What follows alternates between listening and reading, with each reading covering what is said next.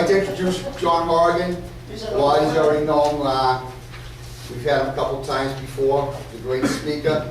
He's going to give us his talk on the great fires of the 19th century. So everybody could turn their cell phones off, or at least put them on vibrate so you don't interrupt John and the people next to you. Thank you. Okay. Thank you, Herb.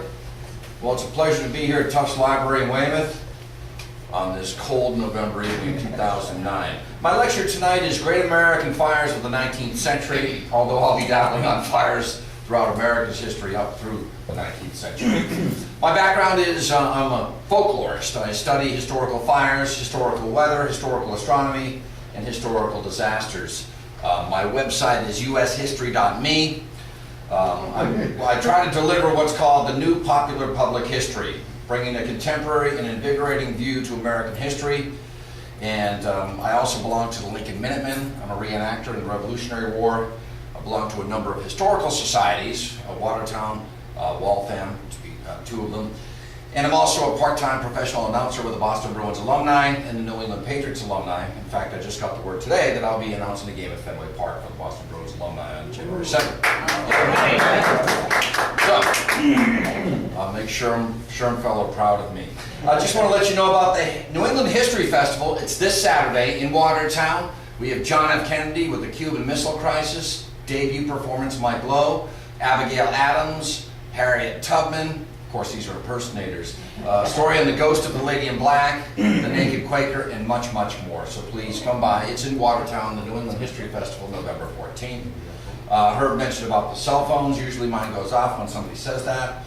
Tonight we're going to look at fire and urban development, early American fires, great fires of the early 19th century, great American fires of the mid-19th century, the Chicago Fire, Damrell's Fire, and some 19th century firefighting techniques. Well, if you look at fire and urban development, fire is used to clear land for farming. Two benefits: you clear the land, and the ash is a great fertilizer for your crops. And what they used to do is chop down trees halfway, about waist high, and topple them onto one another. And that's what caused the dark day of 1780. I'll be speaking about that in March of 2010 right here.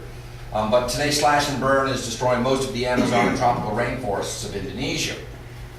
But the fire was part of the family, and it demanded attention like a child. Home is where the hearth is. It was utilized for cooking, heat, light, and energy, and it was central to home and family life. Wood, whale oil, and coal were the cores of a consistent fire. Wood stocks had to be managed effectively. Survival was dependent upon maintaining warmth. Fire safety and precautionary measures, ventilation, disposal of embers, etc., were inherent to any household. Fire has been used as an offensive weapon. Legend has it that Archimedes allegedly used a burning glass to set the Roman warships afire. The Romans would use trebuchets to fling fire gobs at fortresses. Invading armies would pillage and burn villages to the ground. Fire rafts were used in the War of 1812 outside of Washington. Of course, the Allies used incendiary bombs against Japan and Germany, who deserved it. And Washington and Alexandria used dummy campfires to conceal their nighttime maneuvers. Moscow was set ablaze by its residents to foil Napoleon. And of course, the Iraqi Republican Guard, when they weren't running away, set the oil wells on fire. Colonial firefighters. Speed was the key to fighting fires in early America. Everybody had to answer the bell.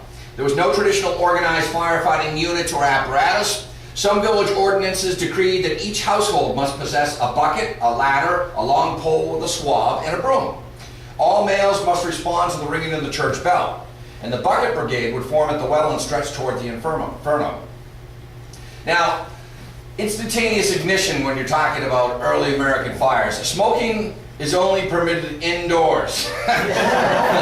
And how times have changed. The reason is when men would light their pipes outside, the embers would go up to the thatched roofs and they go right up. So wind rather than carelessness was the culprit of most early American fires.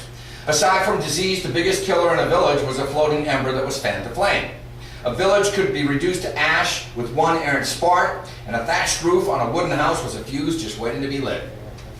The absence of building codes, and consequently structures were built with flammable components like straw and dry wood. There was no regulation, no zoning laws, and therefore houses and buildings, especially in cities, could be built almost on top of one another.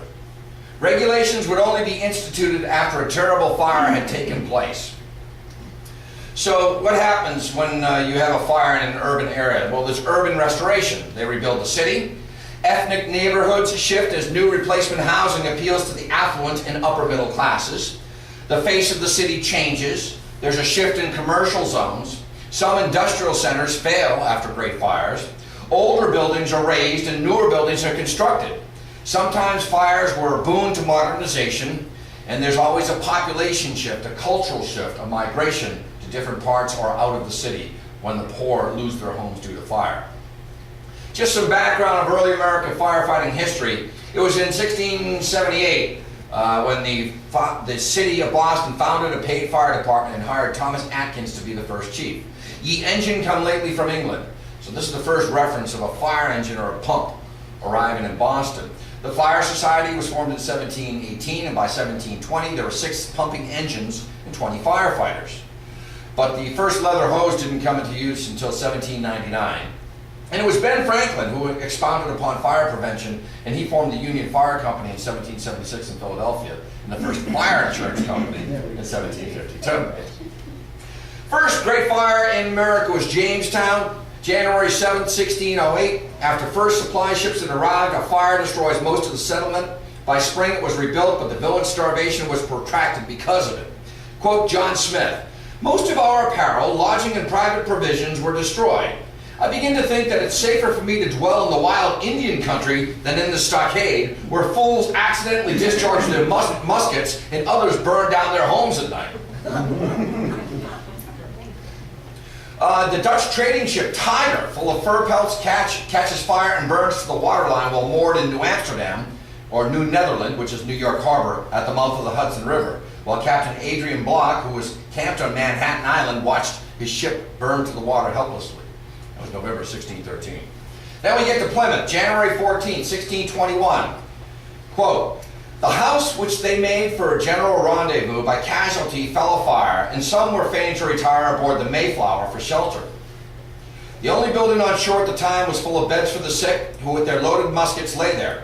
Governor John Carver and William Bradford were among them. Well, a spark from the chimney set fire to the thatched roof, and if they had not risen with good speed, being blown up with the powder." That's according to Mort's relation. Another fire in Plymouth, November 1st, 1623. This fire was occasioned by some of the seamen that were roistering in a house. They were drinking, celebrating Guy Fawkes Day, where it first began, making a great fire in very cold weather, which broke out of the chimney into the thatch and burned down 3 or 4 houses and consumed all the goods and provisions in them. The house in which it began was right against their storehouse, which they had much ado to save, in which there was common store and all their provisions, to which, if it had been lost, the plantation had been overthrown. So they almost lost Plymouth Plantation due to a fire. Negligence. Just a reference to my hometown of Watertown, Massachusetts. In September and November of 1630, right as Watertown was being established by Saltonstall and Company, when the first winter came on in September of 1630, a man named Finch of Watertown had his wigwam burnt and all of his goods. And then in November, Furman of Watertown had his wigwam burnt. And also Mr. Oldham had a small house near the Weir at Watertown made all of clapboards, burned down by making a fire in it when it had no chimney. That was in 1632. King Philip's War. Fire was used as a siege weapon. The Indians, you can see this depiction here where they roll the plantation owner's own cart of hay, lit it on fire and roll right into the house. And the house would have an overhang here, you can just barely see it, where they could shoot down onto the Indians. But June 27, 1675, to open up King Philip's War, Taunton was attacked and burned. July 8th and July 9th, Middleborough burned. August 22nd, Groton. Lancaster was attacked. 7 were killed there.